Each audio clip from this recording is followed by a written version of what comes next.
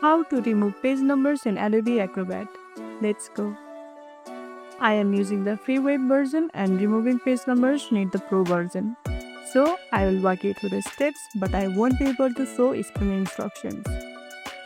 If you have Adobe Acrobat Pro, open your PDF in the desktop, go to Edit PDF tool from the right panel, click on any of the page numbers, they will be highlighted.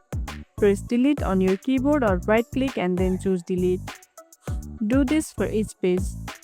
Or if page numbers were added as a header or footer, go to Tools, then Edit PDF, Header and Footer, and then Remove.